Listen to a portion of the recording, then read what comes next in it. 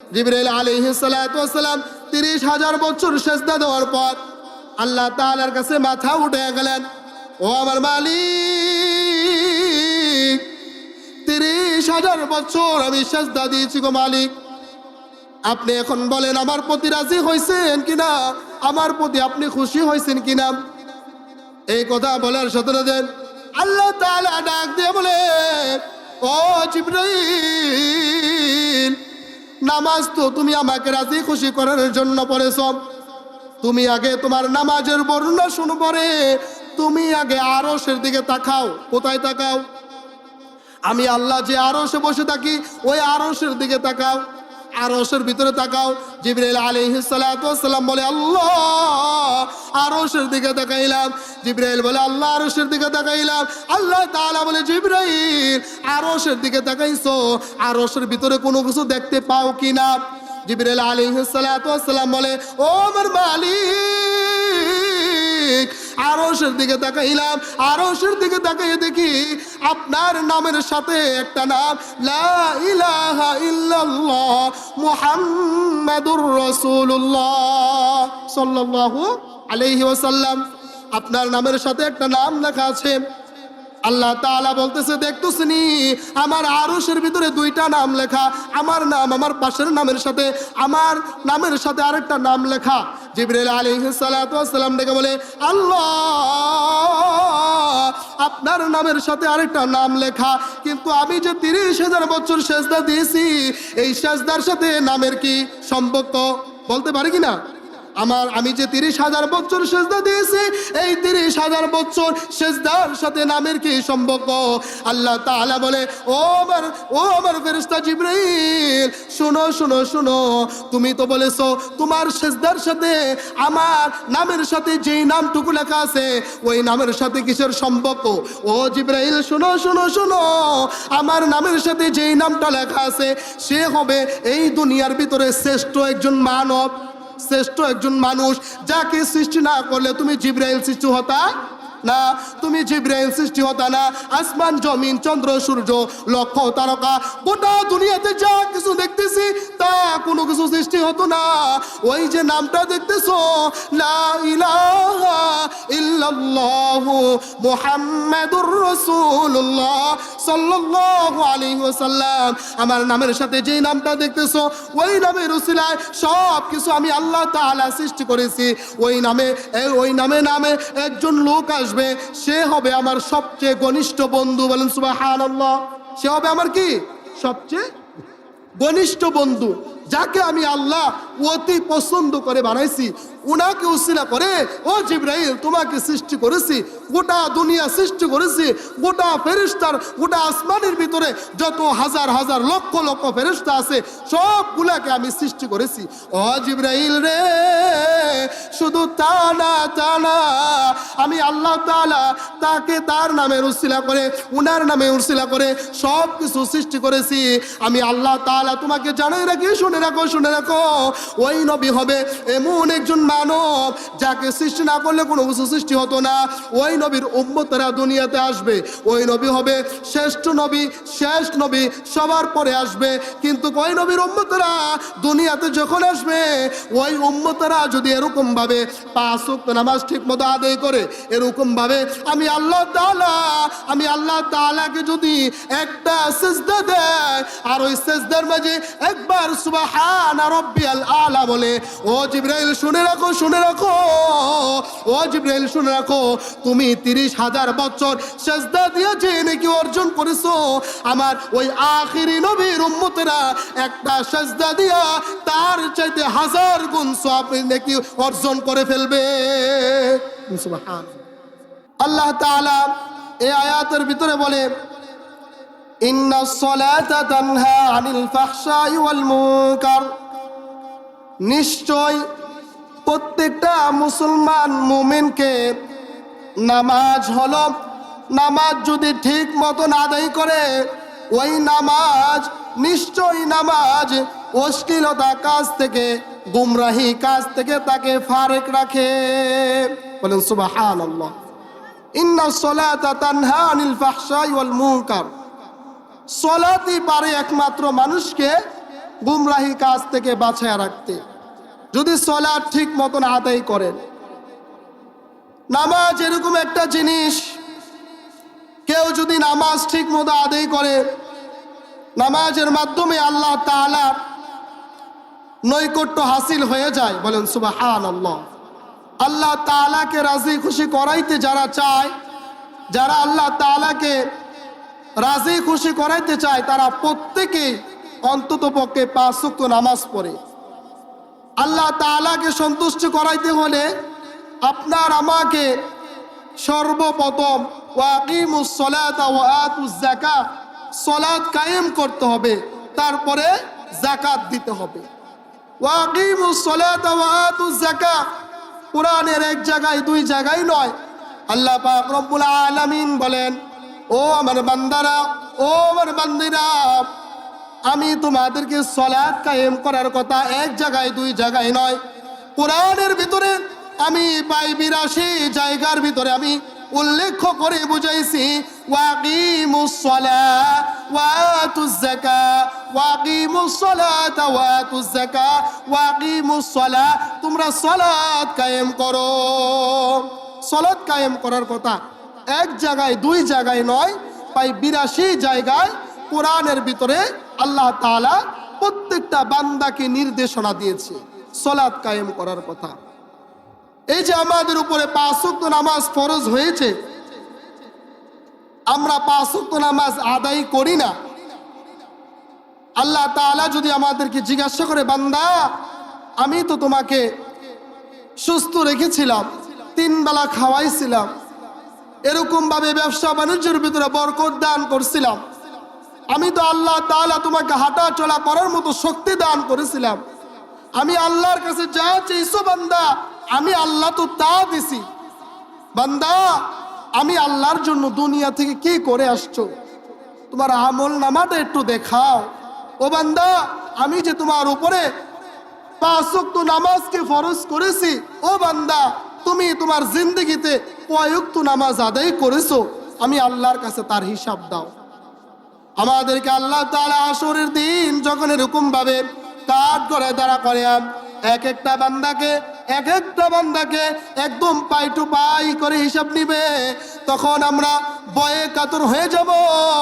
ওই অবস্থায় ইয়া নাফসি বলে আমরা মাথা নিচু করে থাকবো। ওই অবস্থায় আপনার আমার নবী হযরত মুহাম্মদুর রাসূলুল্লাহ সাল্লাল্লাহু আলাইহি ওয়াসাল্লাম আমাদের জন্য সিজদায় যায় এরকম ভাবে আল্লাহর কাছে প্রার্থনা করবে, ইয়া উম্মতি, হে আল্লাহ আমার উম্মতকে আপনি বাঁচান, আমার উম্মতকে আপনি বাঁচান। বলেন সুবহানাল্লাহ। আল্লাহ রাসূল সাল্লাল্লাহু আলাইহি ওয়াসাল্লাম উম্মতকে বাঁচান বলবে, আর আমরা তো বলবো ইয়া নাফসি। হাসরের দিন শুধু গোটা দুনিয়ার মানুষ জাতি না, গোটা দুনিয়াতে যত নবী রাসূল পয়গম্বর আসছে প্রত্যেকটা মানুষ এরকম ভাবে ইয়া নাফসি বলতে থাকবে। শুধু আপনার আমার নবী হযরত মুহাম্মদুর রাসূলুল্লাহ সাল্লাল্লাহু আলাইহি ওয়াসাল্লাম শুধুমাত্র বলবে ইয়া উম্মতি, হে আল্লাহ আমার উম্মতকে বাঁচাও, আমার উম্মতকে বাঁচাও। ওই নবীকে ভালোবাসতে হবে কি না? ভালোবাসতে হবে নাকি না? ওই নবীকে ভালোবাসতে হবে যে নবী আমাদের জন্য 63 বছর জিন্দেগির ভিতরে 23টা বছর ইসলাম প্রচার করতে যায় নিজের শরীরের রক্তকে পানি করেছে, ওনার পুরো শরীরকে উহুদের ময়দানে এরকম ভাবে তায়েফবাসীরা, এরকম ভাবে তায়েফ নগরীরা পাথর নিক্ষেপ করতে করতে রক্তাক্ত করে ফেলেছে। তারপরেও একবার ওই উম্মতদের জন্য বদদুয়া করেন নাই, ওই উম্মতদের জন্য তারপরও বদদুয়া করেন নাই।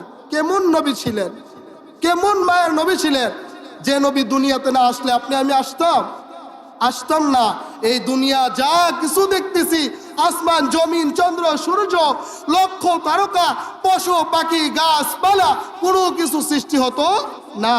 ওই নবীকে উসিলা করে সবগুলা সৃষ্টি করা হয়েছে। ওই নবী যখন মেরাজে গিয়েছিল আল্লাহ তাআলা ওই নবীর কাছে আপনার আমার জন্য 50 ওয়াক্ত নামাজ দিয়েছে কিনা? দিয়েছে না? 50 ওয়াক্ত নামাজ দিয়েছে, ওই 50 ওয়াক্ত নামাজকে কমাইতে কমাইতে এরকম ভাবে 5 ওয়াক্ত নামাজের ভিতর নিয়ে আসছে। আর আল্লাহ তাআলা আল্লাহর হাবিবকে জানাই দিছে, ও আমার হাবিব, আপনার উম্মত যদি 5 ওয়াক্ত নামাজ ঠিক মতো আদায় করে, আমি আল্লাহ যে 50 ওয়াক্ত নামাজ তাদের উপরে ফরজ করেছিলাম, যদি বান্দা আপনার উম্মত যদি 5 ওয়াক্ত নামাজ ঠিক মতো আদায় করে, আমি আল্লাহ তাআলা তাদের আমল নামায় 50 ওয়াক্ত নামাজের সওয়াব দান করব। বলেন সুবহানাল্লাহ। 50 ওয়াক্ত নামাজের সওয়াব দান করব। যদি 50 ওয়াক্ত নামাজ আমাদের উপরে যেরকম ভাবে ফরজ করা হয়েছিল, যদি এরকম ভাবে 50 লাগতো, তাহলে দুনিয়ার কোনো কিছু করার সুযোগ আসিল নাকি নাই? আসিল। আপনি বাড়ি গাড়ি করেন, জায়গা এরকম ভাবে ফসলাদি চাষ করেন, ব্যবসা বাণিজ্য করেন, চাকরি বাকরি করেন, যা কিছু করেন না কেন, কোনো কিছু করার সুযোগ পাইতেন না। এরকম ভাবে 3 বেলা খাওয়ার সুযোগটুকু পাইতেন না, এরকম ভাবে আপনার জরুরত ছাড়ার সুযোগও পাইতেন না। যদি আল্লাহ তাআলা আপনার আমার উপরে 50 ওয়াক্তকে এরকম ভাবে ফরজ করে রাখা হইতো, এরকম ভাবে আল্লাহ তাআলা বলে দিত, ও বান্দা, 50 ওয়াক্ত তোমার উপরে নামাজ ফরজ করেছি, 50 ওয়াক্ত নামাজ আদায় করতে হবে। যদি 50 ওয়াক্ত নামাজ আদায় করো, তাহলে আমি আল্লাহ তাআলা তোমাদেরকে মাফ করব। আর যদি 50 ওয়াক্ত নামাজ না আদায় না করো, আমি আল্লাহ তাআলা তোমাদেরকে মাফ করব না। এই কথা যদি আল্লাহ তাআলা বলতো, আমাদের অস্তিত্ব থাকতো নাকি না? অস্তিত্ব থাকতো না। কেমনে কি 50 ওয়াক্ত নামাজ পড়া আবার ব্যবসা বাণিজ্য করতেন কোন সময়, জমিনে ফসলাদি চাষ করতেন কোন সময়, চাকরি বাকরি করতেন কোন সময়? এগুলা করার সময় ছিল না। ও মুরব্বী বাবা, ও যুবক ভাই, আজকে আসেন তো কালকে নাও থাকতে পারেন। নামাজকে যে আল্লাহ তাআলা আপনার আমার উপরে ফরজ করেছে, আপনারা নামাজ যে পড়েন না বাবা, কবরে যাওয়ার পর আপনার আমার কি উপায় হবে? কি উপায় হবে? আল্লাহ রাসূল সাল্লাল্লাহু আলাইহি ওয়াসাল্লাম বলে, ও উম্মত, জেনে রাখো, হাসরের দিন তোমাদেরকে যখন কাঠগড়ায় দাঁড়া করানো হবে, আল্লাহ তাআলা তোমাদেরকে এরকম ভাবে জিজ্ঞাসা করবে। আল্লাহ রাসূল সাল্লাল্লাহু আলাইহি ওয়াসাল্লাম বলে, আউয়ালু মা ইউহাসাবু বিহিল আবদু ইয়াউমাল কিয়ামাতিস সালাহ। ওই কিয়ামতের দিন সর্বপ্রথম আমার উম্মতদের, গোটা উম্মতদের নামাজের হিসাব নিবে। ও উম্মত, তুমি যদি নামাজ ঠিক মতো আদায় না করো, তাহলে হাসরের দিন কাঠগড়ায় দাঁড়াই দিকা তুমি কি হিসাব দিবা? একটু তুমি ভাবো না, তোমার কি অবস্থা হবে, তোমার কি পরিস্থিতি হবে, একটু তুমি কি ভাবো না? ও উম্মত, তোমার উপরে শুধুমাত্র 5 ওয়াক্ত নামাজকে ফরজ করা হয়েছে। যদি 5 ওয়াক্ত নামাজ ঠিক মতো আদায় করো, আল্লাহ তাআলার বিধিবিধান আদায় করো, আমি রাসূলুল্লাহর তরিকা আদায় করো, আমি রাসূলুল্লাহ ওয়াদা করলাম, হাসরের দিন তোমাদেরকে আমি সুপারিশ করে আমি মুহাম্মাদুর রাসূলুল্লাহ সাল্লাল্লাহু আলাইহি ওয়াসাল্লামের সাথে জান্নাতুল ফেরদাউস নিয়ে যাব। বলেন সুবহানাল্লাহ। জান্নাতে যেতে চাই কে কে? জান্নাতে যেতে চাই না? আল্লাহ তাআলা আমাদেরকে জান্নাতে যাওয়ার জন্য যে আমলটুকু আল্লাহ তাআলা করতে বলেছে, প্রত্যেকটা আমল যেন আমরা করতে পারি। আল্লাহ তাআলা আমাদের প্রত্যেকে তৌফিক দান করুক। সকলে বলেন আমিন। নামাজ আমরা গুরুত্ব দেই না কিনা? নামাজের কোনো গুরুত্ব নাই। যেটা আমাদের উপরে ফরজ করা হয়েছে সেগুলোর কোনো গুরুত্ব নাই। ছোট্ট একটা ইতিহাস দিয়ে আপনাদেরকে বুঝাই। আল্লাহ তাআলা দুনিয়া সৃষ্টি করার পর, আসমান জমিন চন্দ্র সূর্য যা কিছু আছে সব কিছু সৃষ্টি করার পর, সর্বপ্রথম জিবরাইল আলাইহিস সালাতু ওয়াস সালামকে সৃষ্টি করার পর, আল্লাহ তাআলা জিবরাইলকে সৃষ্টি করার পর, জিবরাইল আল্লাহ তাআলাকে জিজ্ঞাসা করছে, ও আমার মালিক, ও আমার প্রভু, ও আমার আল্লাহ, আপনি আমাকে সৃষ্টি করেছেন, আমি আপনার কাছে একটা কথা জানতে চাই, আপনি আমার সেই কথার উত্তর দেন। আল্লাহ তাআলাকে ওই জিবরাইল আলাইহিস সালাতু ওয়াস সালাম বলে, ও আল্লাহ, আপনি বান্দার কোন কাজে সবচেয়ে বেশি সন্তুষ্ট হন? কোন কাজে সবচেয়ে বেশি সন্তুষ্ট হন? আল্লাহ তাআলা বলে, ও জিবরাইল, আমি আমার বান্দার সবচেয়ে বেশি সেজদার মাধ্যমে আমি সন্তুষ্ট হই। আমার বান্দা যদি সেজদা দেয়, ওয়াসজুদে ওয়াকতারিব, আমার বান্দা যদি এরকম ভাবে সেজদা করে, ওই সেজদার মাধ্যমে আমি মালিকের নৈকট্য হাসিল করতে পারে। বলেন সুবহানাল্লাহ। আমার বান্দা যদি আমাকে সেজদা করে তাহলে আমি আমার বান্দার প্রতি সন্তুষ্ট হয়ে যাই। বলেন সুবহানাল্লাহ। জিবরাইল আলাইহিস সালাতু ওয়াস সালাম এরকম ভাবে এই কথা শুনে তাড়াহুড়া করে এরকম ভাবে এমন এক সেজদা দিলেন, এমন এক সেজদা দিলেন, 1 বছর 2 বছর না, 1 বছর 10 বছর, এরকম ভাবে 5 বছর 10 বছর 20 বছর না, এরকম ভাবে 1000 বছর 2000 বছর 10,000 5000 এরকম ভাবে 15 20 30,000 বছর না, আল্লাহ এরকম ভাবে জিবরাইল আলাইহিস সালাতু ওয়াস সালাম 30,000 বছর একটানা সেজদা দিয়েছেন। এই সেজদা এরকম ভাবে এমন সেজদা দিয়েছেন 30,000 বছর পর্যন্ত এক সেজদায় মাথা লুটিয়ে পড়েছেন। বলেন সুবহানাল্লাহ। এমন এক সেজদা দিছে যে সেজদা 30,000 বছর অতিক্রম করে ফেলেছে, 30,000 বছর পার করে ফেলেছে, কিন্তু মাথা উঠাই নাই। বলেন সুবহানাল্লাহ। আপনি আমি তো মাত্র 2-4-5 সেকেন্ড সেজদায় গিয়া নামাজটা পড়তে চাইলে আমাদের অবস্থা খারাপ হয়ে যায়। ইমাম সাহেব যদি 3 বারের জায়গায় 5 বার তাসবিহ পড়ে, সুবহান রাব্বিয়াল আলা পড়ে, আমাদের অবস্থা খারাপ হয়ে যায়। আমরা বলি এত দেরি করে নামাজ পড়াই কেন, তাড়াহুড়ো করে পড়াইতে পারে না। ও আমার মুরব্বী বাবা, ও আমার যুবক ভাই, আমি আপনাদেরকে বলতে চাই, আপনি আমি যে মসজিদে এই শীতের রজনীতে ঠান্ডা পানি দ্বারা অজু করে আসলাম মসজিদে, মানুষকে দেখানোর জন্য নাকি আমার মালিককে রাজি খুশি করানোর জন্য? কাকে রাজি খুশি করানোর জন্য? আমার আপনার মালিককে। যে মালিক আপনাকে আমাকে সৃষ্টি করেছে, দুনিয়াকে সৃষ্টি করেছে, আপনার আমার উপরে 5 ওয়াক্ত নামাজকে ফরজ করেছে, ওই মালিককে সন্তুষ্টি করার জন্য আমরা এরকম ভাবে কি করি? আমরা মসজিদে আসি, নামাজ পড়ি। যেহেতু নামাজ পড়তে আসি আরামের ঘুমকে হারাম করিয়া, এরকম ভাবে ব্যবসা বাণিজ্য ত্যাগ করিয়া, জমিনের ফসলাদির কাজ ত্যাগ করিয়া, চাকরি বাকরির কাজ ত্যাগ করিয়া যেহেতু নামাজ আদায় করতে আসি, তাহলে আমাদের নামাজটা সহি হতে হবে কিনা, আমাদের নামাজটা ঠিক মতো হতে হবে কিনা, আমাদের নামাজটা আল্লাহ তাআলা কবুল করতে হবে কিনা। এই জন্য আমরা কি করব? নামাজ যেহেতু পড়তে আসছি, এই শীতের রজনীতে যেহেতু অজু করেছি, নামাজ পড়বো, এমন ভাবে নামাজ পড়বো যেন আমার মালিক আমার আপনার নামাজ কবুল না করবে, এরকম ভাবে কবুল না করে, না বলতে না পারে। আল্লাহ তাআলা আপনার আমার নামাজকে যেন কবুল করে, এরকম ভাবে নামাজের ভিতরে আমরা মনোযোগ হয়ে নামাজ পড়বো। পারবো তো ইনশাআল্লাহ?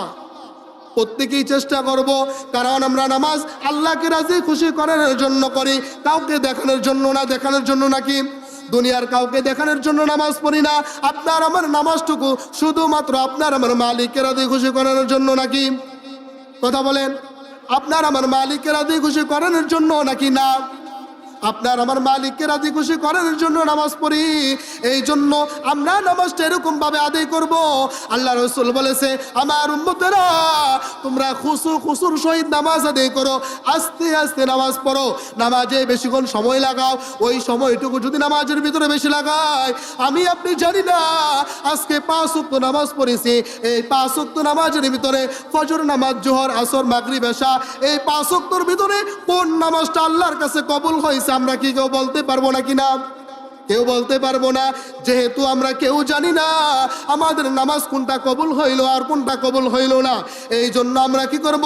আল্লাহ তাআলা যেন আমাদের নামাজটুকু কবুল করে, ওই মন মানসিকতা নিয়া, ওরকম মন মেজাজ নিয়া আমরা নামাজ আদায় করব, যেন আল্লাহ তাআলা আমাদের নামাজটুকু কবুল করে নেয়। আমরা নামাজটা যেন কবুল করে নেয়, এরকম ভাবে নামাজ আদায় করব। আল্লাহ তাআলা আমাদের প্রত্যেককে তৌফিক এনায়েত করুন, সকলে বলেন আমিন। ওই যে বলছিলাম জিবরাইল আলাইহিস সালাতু ওয়াস সালামের কথা মনে আছে? জিবরাইল আলাইহিস সালাতু ওয়াস সালাম 30,000 বছর সেজদা দেওয়ার পর আল্লাহ তাআলার কাছে মাথা উঠে গেলেন, ও আমার মালিক, 30,000 বছর আমি সেজদা দিয়েছি গো মালিক, আপনি এখন বলেন আমার প্রতি রাজি হয়েছেন কিনা, আমার প্রতি আপনি খুশি হয়েছেন কিনা। এই কথা বলার সাথে সাথে আল্লাহ তাআলা ডাক দিয়ে বলে, ও জিবরাইল, নামাজ তো তুমি আমাকে রাজি খুশি করার জন্য পড়েছ, তুমি আগে তোমার নামাজের বর্ণনা শুনো, পরে তুমি আগে আরশের দিকে তাকাও। কোথায় তাকাও? আমি আল্লাহ যে আরশে বসে থাকি ওই আরশের দিকে তাকাও, আরশের ভিতরে তাকাও। জিবরাইল আলাইহিস সালাতু ওয়াস সালাম বলে আল্লাহ আরশের দিকে তাকাইলাম। জিবরাইল বলে আল্লাহ আরশের দিকে তাকাইলাম। আল্লাহ তাআলা বলে জিবরাইল আরশের দিকে তাকাইছো, আরশের ভিতরে কোনো কিছু দেখতে পাও কিনা? জিবরাইল আলাইহিস সালাতু ওয়াস সালাম বলে ও আমার মালিক, আরশের দিকে তাকাইলাম, আরশের দিকে তাকাইয়ে দেখি আপনার নামের সাথে একটা নাম লা ইলাহা ইল্লাল্লাহ মুহাম্মাদুর রাসূলুল্লাহ সাল্লাল্লাহু আলাইহি ওয়াসাল্লাম, আপনার নামের সাথে একটা নাম লেখা আছে। আল্লাহ তাআলা বলতেছে দেখতেছনি আমার আরশের ভিতরে দুইটা নাম লেখা, আমার নাম আমার পাশের নামের সাথে আমার নামের সাথে আরেকটা নাম লেখা। জিবরাইল আলাইহিস সালাতু ওয়াস সালাম ডেকে বলে আল্লাহ আপনার নামের সাথে আরেকটা নাম লেখা, কিন্তু আমি যে 30,000 বছর সেজদা দিয়েছি এই সেজদার সাথে নামের কি সম্পর্ক বলতে পারি কিনা? আমি যে 30,000 বছর সেজদা দিয়েছি এই 30,000 বছর সেজদার সাথে নামের কি সম্পর্ক?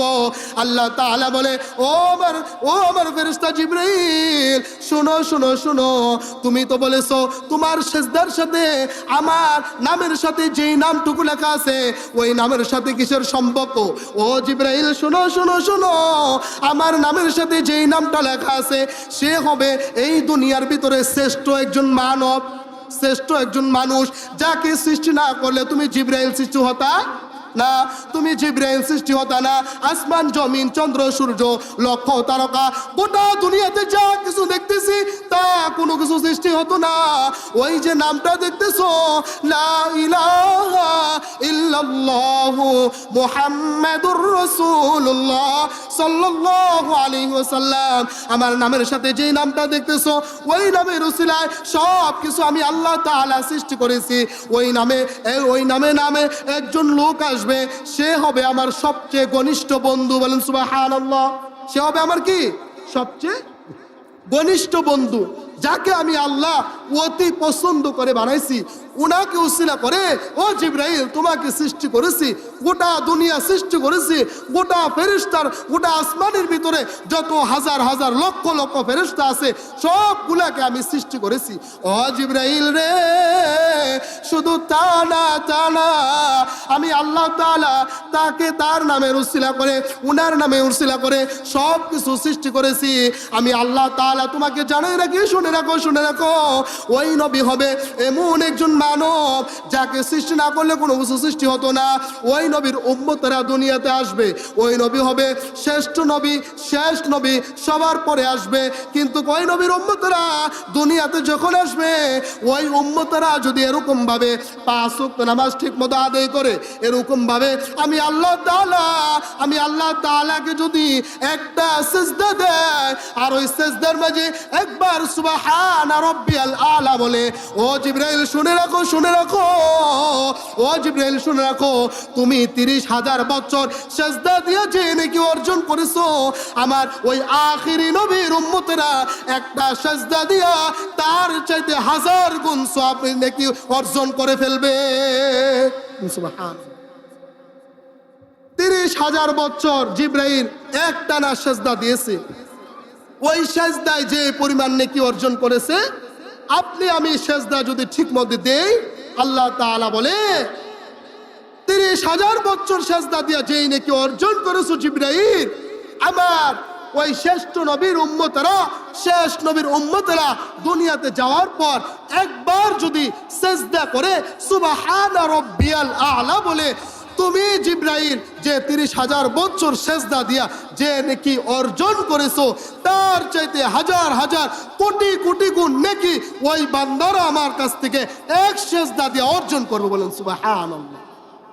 এই জন্য আমাদের নামাজ পড়তে হবে কিনা? নামাজ আমাদের উপরে ফরজ করা হয়েছে। নামাজ যদি না পড়ি বাবা তাহলে আপনার আমার উপায় থাকবে না। উপায় থাকবে কিনা? উপায় থাকবে না। নামাজকে আমাদের জন্য ফরজ করা হয়েছে। যেরকম ভাবে আমরা সকালে না খাই, সকালে খাইলে দুপুরে খাই না, দুপুরে খাইলে রাত্রে খাই না, 3 বেলা খানার ভিতরে যদি 1 বেলা খানা না খান তাহলে কষ্ট হয় নাকি না? কষ্ট হয় নাকি না? আবার আপনার জন্য দুনিয়ার ক্ষেত্রে যেরকম ভাবে 3 বেলা খানা খাওয়া আমরা মনে করি ফরজ, তার চাইতে হাজার হাজার গুণ ফরজ হলো আল্লাহ তাআলার হুকুম নামাজ আদায় করা। ঠিক কিনা? ঠিক কিনা? অবশ্যই ঠিক। কারণ আপনাকে আমাকে আল্লাহ তাআলা সৃষ্টি করেছেন একমাত্র মালিকের ইবাদত করার জন্য। কার ইবাদত করার জন্য? মালিকের ইবাদত করার জন্য।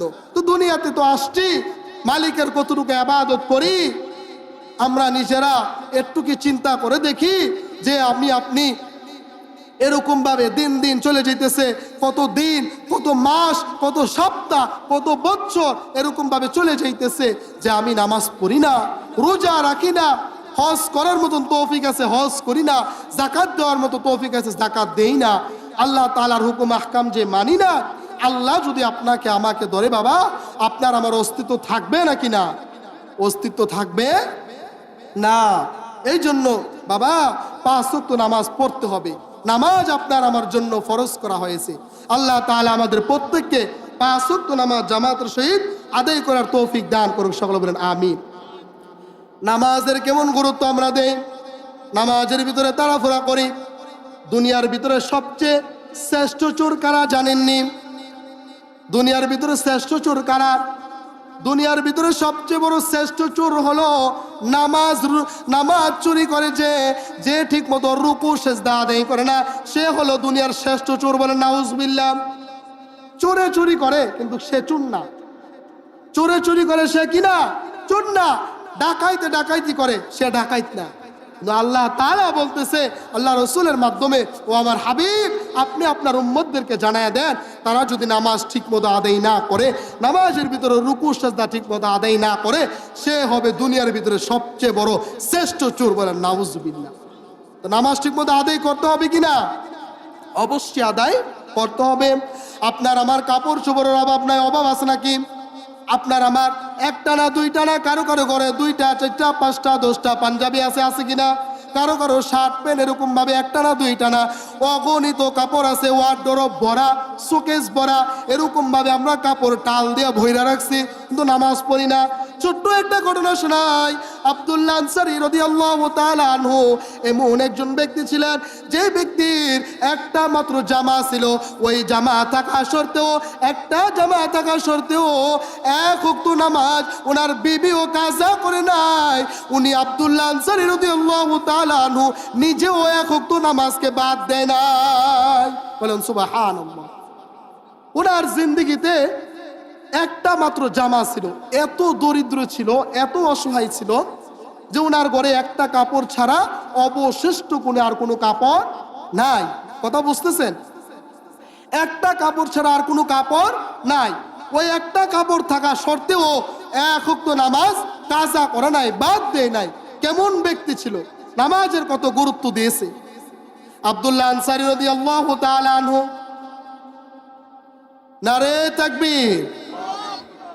প্রধান বক্তার আগমন, শুভেচ্ছার স্বাগতম। মুফতি গোলাম সারোয়ার সাইদি সাহেবের আগমন, শুভেচ্ছার স্বাগতম। প্রধান বক্তার আগমন। প্রধান বক্তা অলরেডি মাহফিলে প্রস্তুতি নিয়ে চলে আসছে। আমাদের বিশেষ বক্তাও হয়তো চলে আসতেছে। আমি কিছুক্ষণের ভিতরে ছেড়ে দেব ইনশাআল্লাহ। তারা একের পর এক আপনাদেরকে গুরুত্বপূর্ণ নসিহত করবে ইনশাআল্লাহ। আপনারা যারা যেখানে আছেন, মুরব্বী বাবাদেরকে, যুবক ভাইদেরকে উদ্দেশ্য করে বলবো, যারা রাস্তাঘাটে, বাড়িতে, দোকানপাটে বসে আছেন, আপনারা প্রত্যেকেই যত দ্রুত সম্ভব মাহফিলের প্যান্ডেলের ভিতরে এসে বসে যান। আপনাদের হাতে পায়ে ধরে বলি, আপনারা অতি দ্রুত মাহফিলের প্যান্ডেলের ভিতরে। ওই যে কথাটা বলতেছি, কথা মনে আছে আপনাদের? আব্দুল্লাহ আনসারী রাদিয়াল্লাহু তাআলা আনহু কথা বলেছি, মনে আছে? আব্দুল্লাহ আনসারী রাদিয়াল্লাহু তাআলা আনহুর একটা মাত্র জামা ছিল। একটা মাত্র জামা থাকার সত্ত্বেও 1 ওয়াক্ত নামাজ কি করে নাই? বাদ দেয় নাই। কথা বলেন, 1 ওয়াক্ত নামাজ কি করে নাই? বাদ দেয় নাই। আব্দুল্লাহ আনসারী রাদিয়াল্লাহু তাআলা আনহু এরকম ভাবে একটা জামা ছিল ঘরের ভিতরে। প্রত্যেক দিন এরকম ভাবে মসজিদের ভিতরে 5 ওয়াক্ত নামাজ আদায় করত। মসজিদুল নববী এরকম ভাবে আল্লাহ রাসূল সাল্লাল্লাহু আলাইহি ওয়াসাল্লামের পিছনে 5 ওয়াক্ত সালাত আদায় করত। 5 ওয়াক্ত সালাত আদায় করত কিরকম ভাবে? প্রতিদিন মসজিদে আসতো 5 ওয়াক্ত 5 বার 5 ওয়াক্ত নামাজ আদায় করার জন্য। ফজর, জোহর, আসর, মাগরিব, এশা 5 ওয়াক্ত নামাজ আদায় করার জন্য এরকম ভাবে মসজিদে যখন আসতো, মসজিদে আসার পর আল্লাহ রাসূল সাল্লাল্লাহু আলাইহি ওয়াসাল্লামের পিছে নামাজ আদায় করত।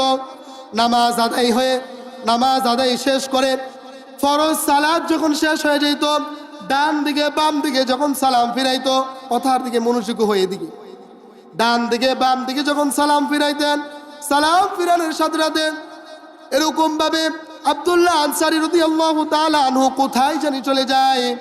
একদিন, 2 দিন, 3 দিন, এরকম ভাবে কয়েকজন সাহাবী মিলে লক্ষ্য করে দেখলেন আব্দুল্লাহ আনসারী রাদিয়াল্লাহু তাআলা আনহু চলে যায় কোথায় যেন। এরকম ভাবে আল্লাহ রাসূল সাল্লাল্লাহু আলাইহি ওয়াসাল্লামের কাছে আরজি পেশ করলেন, ইয়া রাসূলুল্লাহ, ইয়া হাবিবাল্লাহ, আপনার অমুক সাহাবী প্রত্যেকদিন 5 ওয়াক্ত নামাজ আদায় করার জন্য মসজিদে আসে। কোথায় আসে? মসজিদে আসে। 5 ওয়াক্ত নামাজ আদায় করে ফরজ সালাত আদায় করা শেষ, আপনি যখন সালাম ফিরানোর সাথে সাথে আপনার ওই বান্দা, আপনার ওই উম্মত, আপনার ওই সাহাবী আব্দুল্লাহ আনসারী সে কোথায় যেন চলে যায়, আমরা কেউ কোনো কিছু জানি না।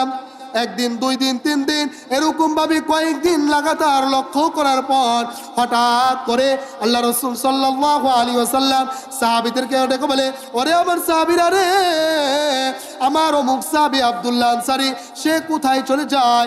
একদিন ওকে কেউ লক্ষ্য করে দেখলা না, তার কোনো খোঁজ খবর নিয়ে দেখলা না, আব্দুল্লাহ আনসারী কোথায় যায়? কেউ কি তার বিস্তারিত ঘটনা জানো কিনা?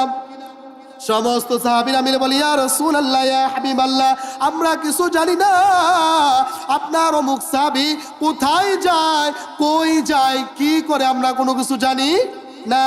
এরকম ভাবে আল্লাহ রাসূল সাল্লাল্লাহু আলাইহি ওয়াসাল্লাম বলতেছে, চলো তাহলে আজকে যাই, আব্দুল্লাহ আনসারীর বাড়িতে যাই।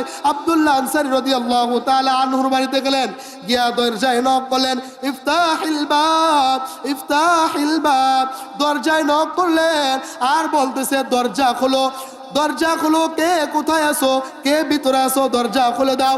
আব্দুল্লাহ আনসারীকে এরকম ভাবে 1 বার 2 বার 3 বার দরজায় নক করার পর দরজা যখন খুলে নাই, আল্লাহ রাসূল সাল্লাল্লাহু আলাইহি ওয়াসাল্লাম সাহাবীদেরকে বলতেছে, চলে আসো, চলে আসো, আজকে মনে হয় আব্দুল্লাহ আনসারী বাড়িতে নাই, আজকে চলে যাই, অন্য আরেকদিন আসবো, আজকে চলে যাই, অন্য আরেকদিন আসবো, আমার মনে হয় আব্দুল্লাহ আনসারী বাড়িতে নাই।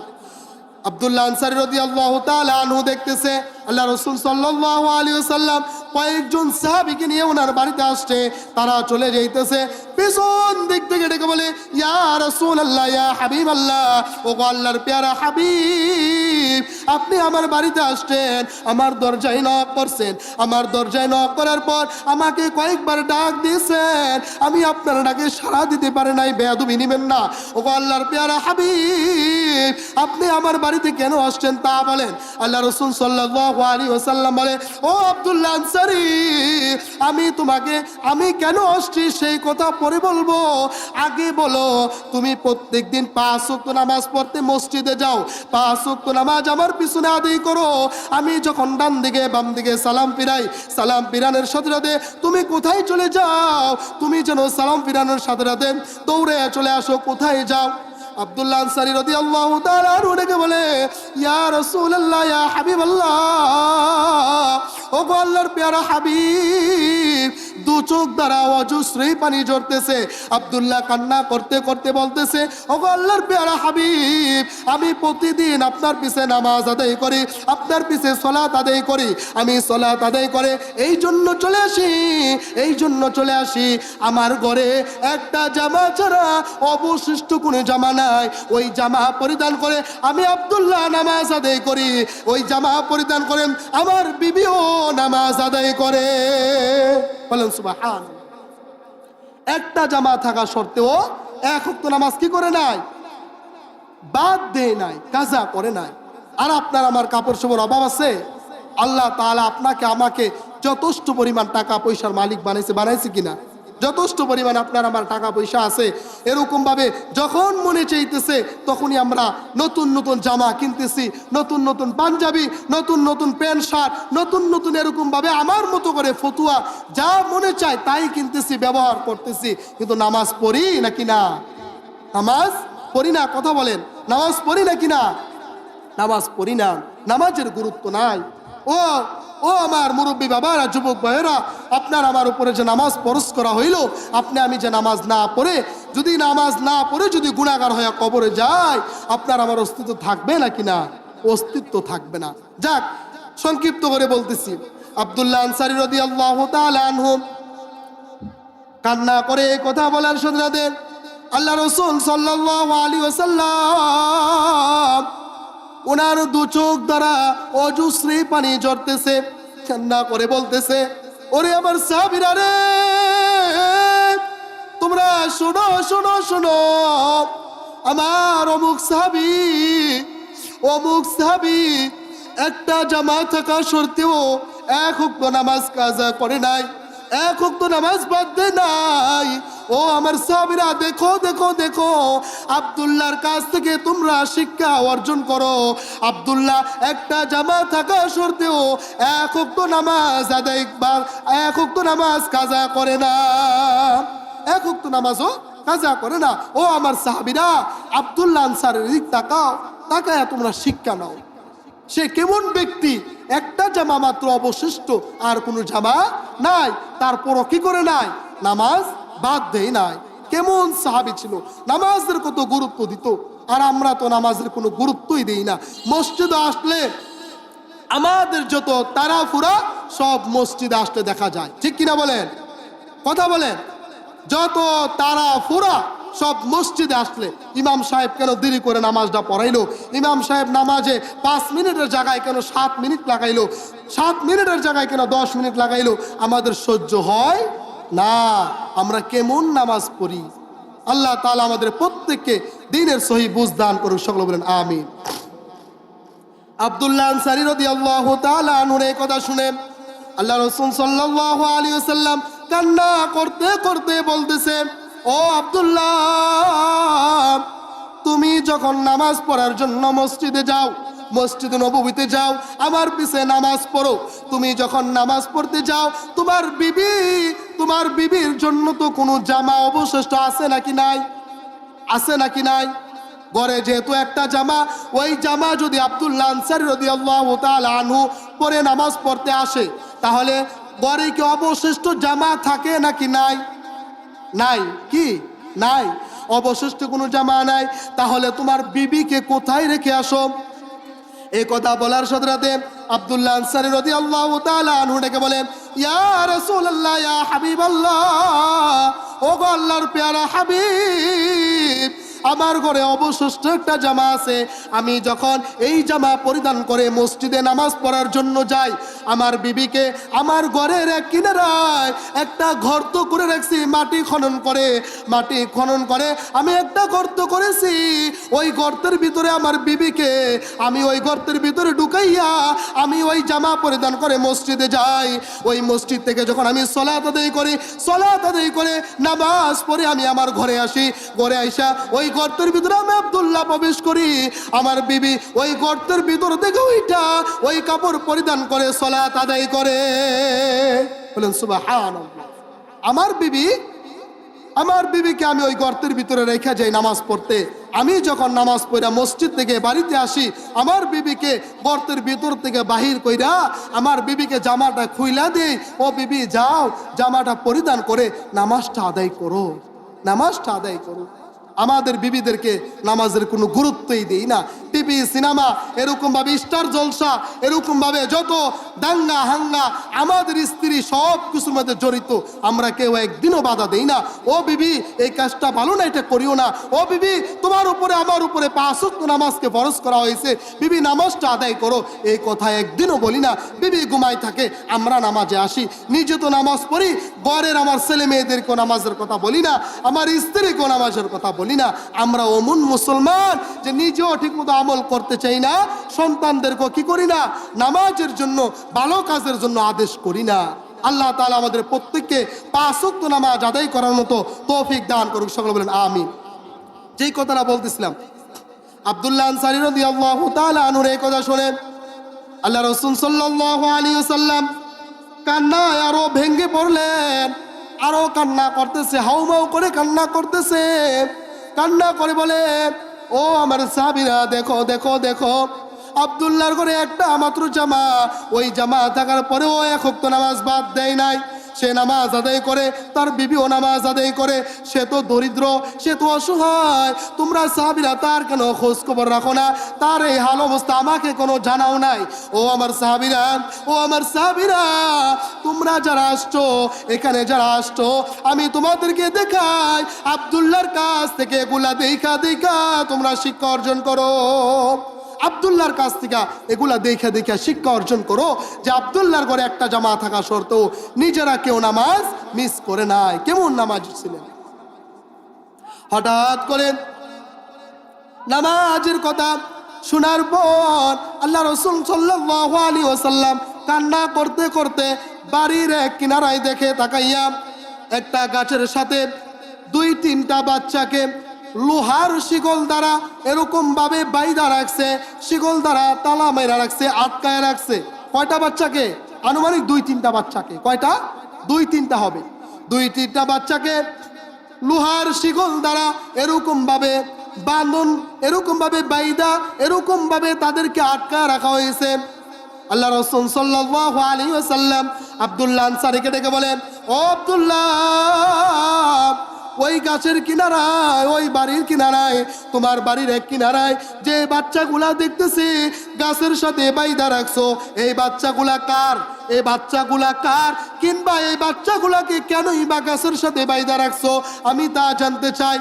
আব্দুল্লাহ আনসারী রাদিয়াল্লাহু তাআলা আনহু ডেকে বলেন, ইয়া রাসূলুল্লাহ, ইয়া হাবিবাল্লাহ, এই বাচ্চাগুলো আমি আব্দুল্লাহ, এই বাচ্চাগুলাকে আমি আব্দুল্লাহ এই জন্য বাইদা রাখছি, এই বাচ্চাগুলা ওই অপর বাড়ি, আমার পার্শ্ববর্তী বাড়ি ইহুদির বাড়ি, আমার পার্শ্ববর্তী বাড়ি ইহুদির বাড়ি, এরকম ভাবে সে মুসলমান না, বিধর্মীর বাড়ি, সে এরকম ভাবে তার বাড়িতে একটা খেজুর গাছ লাগাইছে, ওই খেজুর গাছগুলা এরকম ভাবে বাঁকা হইয়া কিংবা হাইলা আমার বাড়িতে আইসা রয়েছে।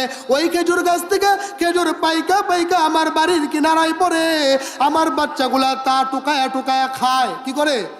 ওই খেজুরগুলা আমার বাচ্চাগুলা টুকায়া টুকায়া খায়। ওই বাচ্চাগুলাকে আমি এই জন্য বাইদা রাখছি, ওই যে আমার বাচ্চাগুলা খেজুরগুলা খাইতেছে, এই খেজুরগুলা আমার হক না। এগুলা আমার হক নাকি? এগুলা তো আমার হক না, এগুলা হলো পার্শ্ববর্তী ইহুদির বাড়ির হক, ইহুদির হক। ওই যে ইহুদির হকটা আমার সন্তানগুলা খাইতেছে, সন্তানগুলা অনুমতি নেই নাই, আমি আব্দুল্লাহ অনুমতি নেই নাই। আমার সন্তানগুলা ওই যে অপরের হক যেন না খাইতে পারে, পার্শ্ববর্তী ইহুদির বাড়ির খেজুর গাছের খেজুর যেন না খাইতে পারে, আমি এই জন্য আমি আব্দুল্লাহর সন্তানগুলা, আমার সন্তানগুলাকে লোহার শিকল দ্বারা গাছের সাথে বাইদা রাখছি। বলেন সুবহানাল্লাহ। হাক্কুল্লাহ, হাক্কুন নাস।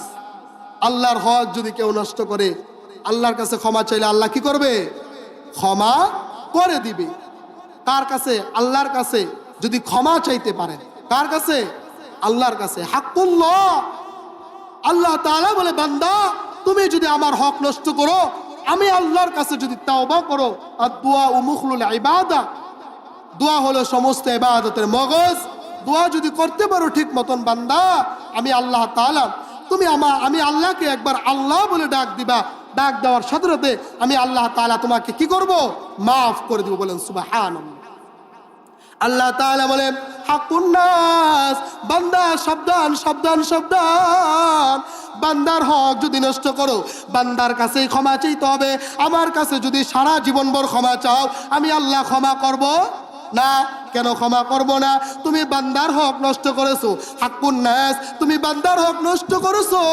বান্দার কাছে যদি ক্ষমা চাও, ওই বান্দা যদি তোমাকে ক্ষমা করে, আমি আল্লাহও তোমাকে ক্ষমা করে দিব। বলেন সুবহানাল্লাহ। আব্দুল্লাহ আনসারী রাদিয়াল্লাহু তাআলা আনহু সন্তানগুলাকে বাইদা রাখছে, অপরের হক যেন না খায়। আমাদের সন্তানগুলা তো ছাইরাই দিয়া রাখি, অমুক বাড়ির পেঁপে গাছের পেঁপে খায়া ফেলে, অমুক বাড়ির কাঁঠাল গাছের কাঁঠাল খায়া ফেলে, অমুক বাড়ির কলা গাছের কলার শরীরে পড়ে, এরকমভাবে কত কিছু করে ফেলে। আমরা নিজেরা অসচেতন না, আমাদের সন্তানদেরকেও সচেতন করি না, আমাদের সন্তানদেরকে এরকমভাবে ওই কাজ থেকে বিরত থাকার কথা বলি নাকি? বলি না? বলি না? অমুক অমুক জমি থেকে আমরা এরকমভাবে ধনিয়া পাতা নিয়ে আসে চুরি করে। সন্তান যদি কোনো জিনিস চুরি করে নিয়ে আসে, বাবা মা কি করে? উৎসাহ দেয়, ভালো হয়েছে বাবা, ভালো হয়েছে, আরো বেশি করে কেন আনলি না? কয় কিনা? অনেকের বাপ মা কয় কিনা? কয়। কোনো জিনিস যদি সন্তান চুরি করে আনে, অনেকের বাবা মা আছে তারা কি করে বলে, বাবা এটা আনছোস আর একটু বাড়াই আনতি, কম হয়ে গেছে না? বাবা মা সন্তানকে উৎসাহ দেয়, সে পরের হক খাইতেছে, চুরি করতেছে, সেগুলাতে কি করে? উৎসাহ দেয়। আল্লাহ তাআলা বলে, বান্দা তুমি এরকম ভাবে বান্দার হক নষ্ট করেছো, ওই বান্দার কাছে যতক্ষণ পর্যন্ত ক্ষমা না চাইবা, আমি আল্লাহ ক্ষমা করব না। তুমি তো নিজে অপরের হক খাইছো, সন্তানগুলাও খাইতেছে, তুমি নিজেও বিরত থাকো না, সন্তানগুলাকেও বিরত থাকতে বলো না, তুমিও জাহান্নামে যাইবা। ওই যে বান্দার হক নষ্ট করেছো, তোমার সন্তানগুলাও জাহান্নামে যাবে। বলে নাউজুবিল্লাহ। কেন? হাক্কুন নাস, বান্দার হক নষ্ট করেছি, যার কাছ থেকে হক চুরি করে খাইছি, ওই ব্যক্তির কাছে ক্ষমা না চাইলে আল্লাহ কি করবে না? ক্ষমা করবে না। সময় কম, সংক্ষিপ্ত করে বলতেছি। আল্লাহ রাসূল সাল্লাল্লাহু আলাইহি ওয়াসাল্লাম এই দৃশ্য দেখে সমস্ত সাহাবীদেরকে ডেকে বলে, ও আমার সাহাবীরা, দেখো দেখো দেখো আব্দুল্লাহর অবস্থা, আব্দুল্লাহ আনসারীর অবস্থা দেখো। নিজের ঘরে একটা জামা আছে, এক ওয়াক্ত নামাজ মিস করে না, নিজেও মিস করে না, বিবিও নামাজ মিস করে না, আবার নিজের ঘরে কোনো খাবারের ব্যবস্থা নাই, সন্তানগুলো অপরের হক খাবে, যেই কারণে সন্তানগুলাকে গাছের সাথে বাইদা রাখছে। ওই আব্দুল্লাহ আনসারী ডেকে বলে, আল্লাহ, আব্দুল্লাহ আনসারী ডেকে বলে, ওগো আল্লাহর প্যারা হাবিব, আমি আমার সন্তানগুলোকে বেঁধে রাখছি গাছের সাথে, এই জন্য আমার সন্তানগুলো যদি পরের হক খায়, হক খাওয়ার পর এই শরীরে রক্ত হবে, মাংস হবে, হবে কিনা? রক্ত হবে, মাংস হবে, রক্ত হওয়ার পর, মাংস হওয়ার পর ওই শরীরে যে হারাম খানা তারা বক্ষণ করে শরীর হলো, শরীর হওয়ার পর ওই সন্তানগুলা যদি আমি মারা যাই, মারা যাওয়ার পর আমার জানাজার নামাজ আদায় করে আমার জন্য রব্বির হামহুমা কামা রব্বায়ানি সগীরা বলে দোয়া করে, আমি আমি আমি আব্দুল্লাহ আল্লাহর কাছে কি জবাব দিব? আমার সন্তানগুলাকে এগুলাতে বিরত রাখি নাই। আমার সন্তানগুলা যদি আল্লাহর কাছে ক্ষমা চায়, আমার জানাজার নামাজ আদায় করে, আমার জন্য মাগফিরাত কামনা করে, আল্লাহ তাআলা কবুল করবে কিনা? কবুল করবে না। কারণ কি? অপরের হক খাইয়া শরীরে রক্ত মাংস হয়েছে, যে কারণে আল্লাহ তাআলা তাদেরকে তাদের দোয়া কবুল করবে না, আমি আব্দুল্লাহ আনসারীকেও মাফ করবে না। সেই জন্য আমার সন্তানগুলাকে গাছের সাথে বাইধা রাখছি। সমস্ত সাহাবীদেরকে ডেকে বলে, আল্লাহর হাবিব, প্যারা হাবিব বলেন, ও আমার সাহাবীরা, শোনো শোনো শোনো, এমন কোন ব্যক্তি আছো যে কিনা পার্শ্ববর্তী ইহুদির বাড়ি থেকে খেজুর গাছটাকে ক্রয় করে আমি আব্দুল্লাহর জন্য নিয়ে আসবা, আমি তার জন্য মন ভরে দোয়া করব, আমি তার জন্য রাজি খুশি হয়ে যাব, আমার আল্লাহ নিশ্চয়ই তার উপর রাজি খুশি হয়ে যাবে। বলেন সুবহানাল্লাহ। পার্শ্ববর্তী বাড়ির ইহুদির যেই খেজুর গাছটা আছে, এই খেজুর গাছটা যদি ক্রয় করে আয়না দিতে পারো, আমি তার প্রতি রাজি খুশি হয়ে যাব। আমি আশা করি আমার আল্লাহ তার প্রতি রাজি খুশি হয়ে যাবে। কে আসো? হঠাৎ করে বসার মধ্যে ছিল সমস্ত সাহাবী, সবার আগে এরকম ভাবে লাফ মাইরা দাঁড়ায় গেলেন, এরকম ভাবে লাফ মাইরা দাঁড়ায় গেলেন। কে দাঁড়ায় গেলেন? উসমান গনি রাদিয়াল্লাহু তাআলা আনহু লাফ মেরে দাঁড়ায় গেলেন, দাঁড়ায় বলতেছে, ইয়া রাসূলুল্লাহ, ইয়া হাবিবাল্লাহ, আমি পারবো ওই ইহুদির বাড়ির খেজুর গাছটা আমি আব্দুল্লাহর জন্য ক্রয় করে নিয়ে আসবো কি না নিয়ে আসবো, আপনি শুধু অনুমতি দেন, আমি ওই ইহুদির বাড়িতে যাই। আল্লাহ রাসূল সাল্লাল্লাহু আলাইহি ওয়াসাল্লাম তাকে অনুমতি দিলেন। অনুমতি দেওয়ার সাথে সাথে ইহুদির বাড়িতে গেলেন, গিয়া দরজায় নক করলেন, নক করার সাথে সাথে ইহুদি দরজা খুইলা দিলেন। ইহুদি বলতেছে, ও ও উসমান গনি, তুমি আমার বাড়িতে কেন আসছো? এমন সময় তুমি কেন আসছো? তুমি তো অনেক প্রতাপশালী, তুমি তো অনেক বড় লোক, অনেক কোটি টাকার মালিক, তোমার মতন ব্যক্তি আমার বাড়িতে কেন আসছো? এরকম ভাবে উসমান গনি রাদিয়াল্লাহু তাআলা আনহু ডেকে বলেন, ও ও ইহুদি ভাই, আমি কেন আসছি সেগুলা পরে জানো। তুমি আগে বলো, তোমার বাড়িতে যেই খেজুর গাছটা আছে, এই খেজুর গাছটা আমি কিনতে চাই, আমি খেজুর গাছটাকে ক্রয় করতে চাই। তার বিনিময় তুমি আমার কাছে কি চাও? তার বিনিময় তুমি আমার কাছে কি চাও? ওই ইহুদি বলে, ও উসমান গনি, তোমার বাগানে হাজার হাজার খেজুর গাছ আছে, শত শত খেজুর গাছ আছে, এতগুলা খেজুর গাছ থাকা সত্ত্বেও তুমি আমার বাড়িতে এই খেজুর গাছটা কেন ক্রয় করার জন্য আসছো, কেনার জন্য আসছো? এত খেজুর গাছ থাকা সত্ত্বেও তোমার কি খেজুর গাছ আরো লাগবে নাকি? উসমান গনি রাদিয়াল্লাহু তাআলা আনহু ডেকে বলে, তুমি এগুলা জানার দরকার নাই, তুমি আগে বলো এই খেজুর গাছটা আমি তোমার কাছ থেকে ক্রয় করতে চাই, এই খেজুর গাছের বিনিময় তুমি আমার কাছে কি চাও? তুমি আমার কাছে কি চাও এই খেজুর গাছের বিনিময়? ওই ইহুদি ডেকে বলেন, ঠিক আছে ঠিক আছে। মনে মনে ভাবতেছে এই সুযোগ হাত ছাড়া করা যায় না। কোনো বর্ণনায় আসছে একটা খেজুর গাছের বিনিময় 100 খেজুর গাছ চেয়েছে। কয় শত খেজুর গাছ? 100 খেজুর গাছ। উসমান গনি রাদিয়াল্লাহু তাআলা আনহু ডেকে বলে, ও উসমান গনি, তুমি যদি আমাকে একটা খেজুর গাছের বিনিময় 100 খেজুর গাছ দাও, তাহলে আমি আমার বাড়ির খেজুর গাছটা তোমাকে দিয়ে দিব। আবার কোনো বর্ণনায় আসছে একটা খেজুর গাছের বিনিময় 200 খেজুর গাছ কিংবা 500 খেজুর গাছ। এরকম ভাবে তুমি যদি আমাকে দাও, তাহলে আমার বাড়ির খেজুর গাছটা তোমাকে দিয়ে দিব। উসমান গনি রাদিয়াল্লাহু তাআলা আনহু ডেকে বলে, ও ইহুদি ভাই, তুমি আমার কাছে মাত্র একটা খেজুর গাছের বিনিময় 100 খেজুর গাছ চেয়েছো। 100 খেজুর গাছ না চেয়ে যদি তুমি আজকের দিনে একটা খেজুর গাছের বিনিময় 1000 খেজুর গাছও চাইতা, আমি উসমান গনি তোমাকে একটা খেজুর গাছের বিনিময় 1000 খেজুর গাছও দিতে দ্বিধা করতাম না। বলেন সুবহানাল্লাহ। একটা খেজুর গাছ ক্রয় করতে যেয়া যদি তুমি আমার কাছে এরকম ভাবে 1000 খেজুর গাছও চাইতা, পুরো বাগানটাও চাইতা, আমি আমার হাবিবকে, আমার আল্লাহ রসুলকে রাজি খুশি করার জন্য আমি পুরো বাগানটা তোমাকে দিয়ে দিতাম। বলেন সুবহানাল্লাহ। কেমন ব্যক্তি ছিলেন? আল্লাহ রাস্তায় দান করতেন। কেমন ব্যক্তি ছিলেন? আব্দুল্লাহ আনসারী রাদিয়াল্লাহু তাআলা আনহুকে খেজুর গাছ এনে দান করলেন। ও আব্দুল্লাহ, আজকে তুমি তোমার অভাব অনাটন সব শেষ। এই খেজুর গাছ থেকে যত খেজুর পড়বে তুমি তা নিজেও খাইবা, বিক্রি করবা, বিক্রি করা এই টাকা দিয়ে নিজে চলবা, পরিবার চালাইবা, সবাই চলবা সুন্দর মতন। এই ঘটনার দ্বারা কি বুঝলাম? এই ঘটনার দ্বারা 3টা জিনিস বুঝছি। কয়টা জিনিস? নাম্বার 1, নামাজের কি গুরুত্ব, নাকি? নামাজের কি গুরুত্ব। আব্দুল্লাহ আনসারী রাদিয়াল্লাহু তাআলা আনহু নামাজের কি গুরুত্ব দিত, নামাজ কত গুরুত্ব দিয়া পড়তো। একটা জামা থাকা সত্ত্বেও এখন তো কি করে নাই, নামাজ বাদ দেয় নাই। এটা হলো একটা শিক্ষণীয় বিষয়। 2 নম্বর শিক্ষার বিষয় হলো ওই যে অপরের হক না খাওয়ার জন্য গাছের সাথে শিকল দ্বারা বাইধা রাখছে। কিসের সাথে? গাছের সাথে শিকল দ্বারা বাইধা রাখছে।